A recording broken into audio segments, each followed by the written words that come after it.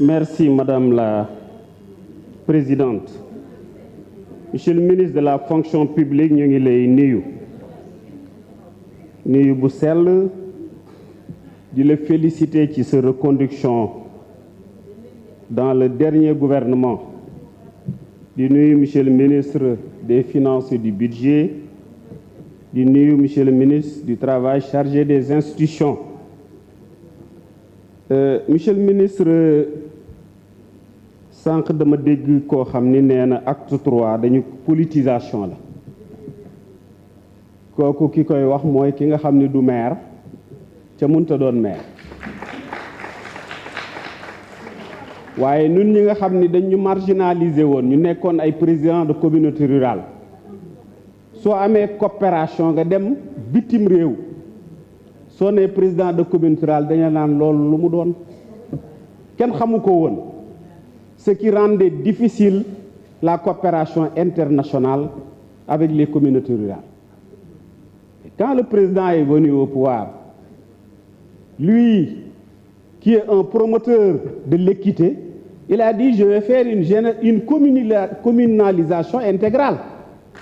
Commune yëpp nekk d'égale dignité, ñëpp nekk maire, fu maire biir Dakar capitale bi waxee, maire Ndiagaña wala maire Fongolimi man fa toog wax nuyee fa une coopération je crois que kooku ku ko rafetluwul xamuloo li ngay wax mais en plus également mu indi ay réformes yoo xam ni ces communes là dañu am yeneen ressources yoo xam ne amuñu ko woon kooku aussi c'est positif mu dindi conseil régional def conseil départemental mais dans un département on peut avoir les différents départements peuvent ne pas avoir les mêmes préoccupations. La préoccupation du département de Tivaouane n'est pas la préoccupation du département de Mbour, qui est un département côtier où la pêche et le tourisme constituent les effets dominants de l'activité économique. C'est différent de l'autre côté où c'est l'horticulture qui est l'activité dominante. Xam nga xam-xam daal boo ko amul lu la neex nga wax ko mais dafa am yoo xam ni tegul ci benn yoon nga ñëw également monsieur le ministre. non nit ki buy wax na waxal boppam Matar Diop mais Touba la dëkk kontaan na ci yow man mii Touba laa dëkk kontaan naa ci yow parce que Touba moom bépp murit bu fa am kër fa nga dëkk et moi de surcroît là où j'habite mais c'est Mbacké je suis à Palen à côté de Cheikh Ndigal ça fait partie de la commune de Mbacké kon sooy wax da ngay waxal sa bopp moom ku kontaan ci moom benn kenn kontaanul ci moom. Et puis, le recrutement de la fonction publique, mais ce n'est pas le ministre qui recrute, c'est l'État qui recrute en donnant des postes à chaque ministère qui formule les postes qui sont, et il y a une commission qui siège. Cette commission-là, lépp dafa tegu ci yoon, tegu ci ay chartes, tegu ci ay normes. Donc, loolu également, yow, et puis, d'où vient la notion de conflit d'intérêt? Jëlaloo ma. Ça veut dire que yow, askan wi taxul ngay wax, mais ñu jëlal la moo tax ngay wax.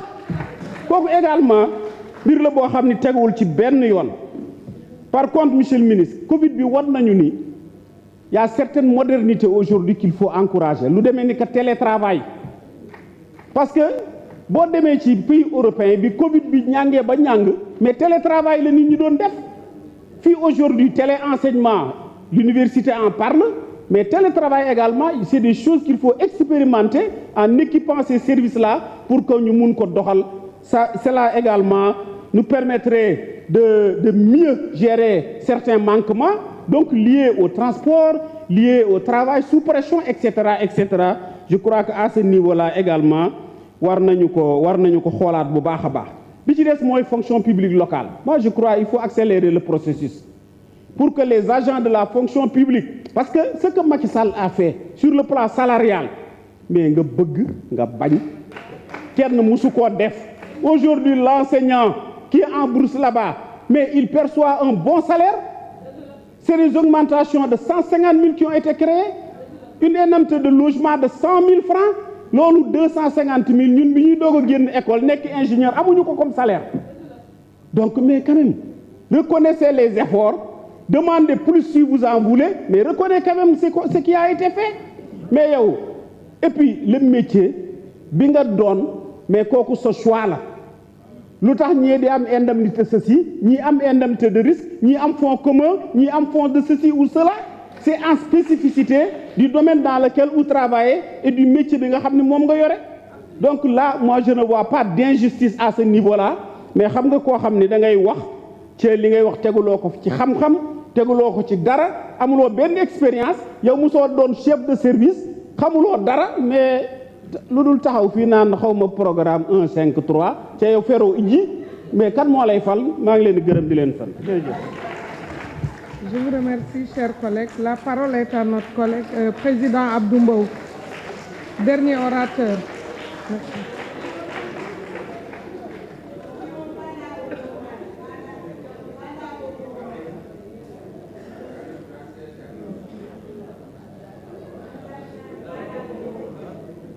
Madame la Présidente. Ça va? Assalamu alaikum. Madame la Présidente, Monsieur le ministre de la fonction publique, Monsieur le ministre des Finances et du Budget, Monsieur le ministre des Relations avec les institutions, chargé du travail, Madame, Monsieur les collaborateurs, des ministres, mes très chers collègues.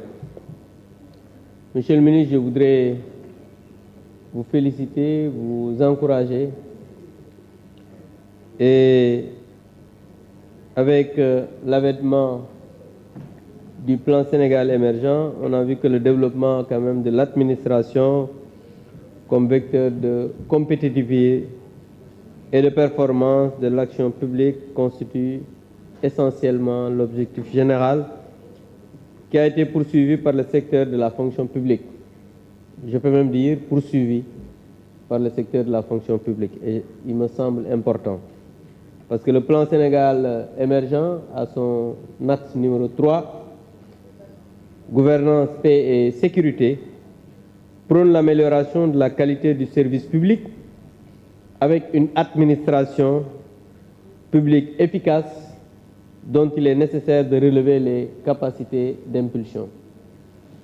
Et cela est bien écrit dans le plan Sénégal émergent, c'est ce qu'aujourd'hui le ministère est en train de mettre en œuvre. Et c'est ce qui explique naturellement que ce secteur quand même est entré dans une phase de modernisation pour renforcer les capacités d'impulsion de l'État. Et au cours de ces dernières années, des actions phares dans ce processus de modernisation de l'administration publique ont été notées et il s'agit notamment de l'amélioration de l'accès des usagers aux services publics, la rationalisation des structures étatiques et le président de la République l'avait promis dès son accession à la magistrature suprême, la promotion d'un système de recrutement basé sur le mérite.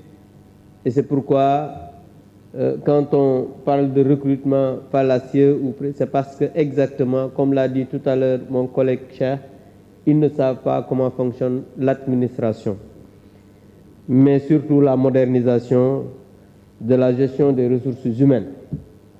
Monsieur le ministre, je vous félicite pour la mise en œuvre et la mise en place du projet renforcer une administration tournée vers l'avenir pour un développement durable au Sénégal. Et ce programme a été réalisé avec la coopération allemande GIZ. J'ai eu moi personnellement à participer à des rencontres où on a énormément parlé de ce programme et je pense que la vulgarisation de ce programme me semble très importante parce que les Sénégalais ont besoin de savoir exactement ce que le ministère de la fonction publique est en train de faire.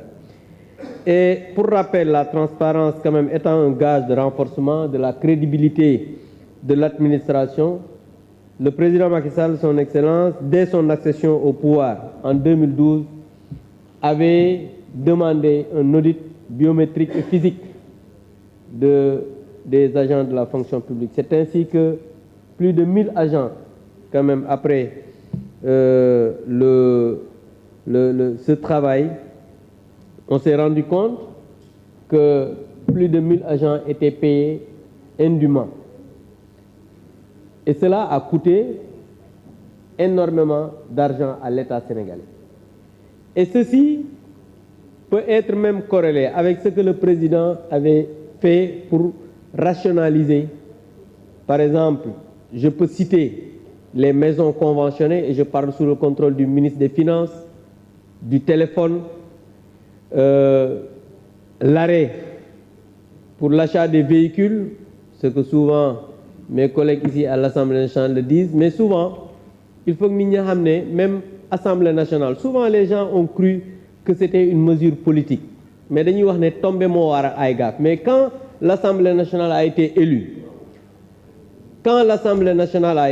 dafa fekk 6 mois avant, le président de la République, ou bien 1 an avant, avait pris la décision que dootuñu jënd oto au niveau de l'administration. Et je pense que loolu aussi nit ki su fekkee ne yow da nga am éthique, da nga nekk di liggéey, da nga am loo xamante ni moom ngay xalaat. Bu fekkee ne état bi dafay naaj mbir mi pour que dëkk bi nit ñi mën a am liggéey, xale yi mën a am fu ñu dem, croissance bi ñu mun ko wax ne dugg na fi, parce que loolu mooy tax ñu mën a am un développement dans un pays. Non seulement rationaliser li nga xamante ni moom mooy parce que ñun suñu ressources yi les régies financières ñi ngi liggéey pour ñu am ay recettes yu baax, ñu am une bonne coopération internationale boo xam ne dina mën a signer ay conventions ñu capter ay fonds. Loolu suñ ko boolee bu fekkee dañu bëgg a boole passeree à leur réew, mais je pense qu'on ne peut pas parler de développement et émergence. Donc voilà ce qui fait que on a besoin souvent de faire comprendre aux gens ce qui se passe. Un de mes collègues tout à l'heure disait que oui, chaque député a un gendarme. C'est vrai, parce que quand même musuñoo gis ay député yu yenu kees di weqe di saaga di xuloo ba nit ñi yaakaar ne Assemblée nationale arène nationale la. Mais loolu su amee nag comme ni président wax rek, il faut qu'on prenne nos responsabilités, parce que nit boo dëngee moom il faut que ñu wut lu lay jubbanti. C'est ça la vérité. Et je pense que boobaak léegi comme nee nañ député bu nekk am na benn gendarme, nit ñi def nañ ñi jub rek rang yi day jub. Parce que je pense que dans un pays fii nekkuñu fi di faux. Assemblée nationale, c'est le lieu par excellence du débat démocratique. Les gens disent ce qu'ils pensent. Chaque jour, ils viennent ici insulter les gens. Wax lu leen neex, saaga ay fonctionnaires, wax nit ñi lu nekk. Et pourtant, ba pare dañuy wax ba pare génn dem seen yoon. Aucun respect pour l'administration sénégalaise, aucun respect pour l'État. Et je pense que ces gens-là méritent que ñu bañ leen a teg ci yoon. Les gendarmes seront encore là, continuer nekk fii ku fi dëng ñu teg la ci yoon. Donc vraiment maa ngi lay encourager monsieur le ministre. Du ma wax li kii waa ji waxoon parce que moom benn la te yow yaay maire Mbacké, xaw ma yow bu la waa Mbacké wóoluwul kan la ñu wóolu. Ndax dañoo demoon élection ñu ne suffrage universel direct yow la ñu fal nga nekk maire. Wax dëgg yàlla bul tontu parce que yow waa Mbacké tontul nañ la. Yàlla na la yàlla jàppale.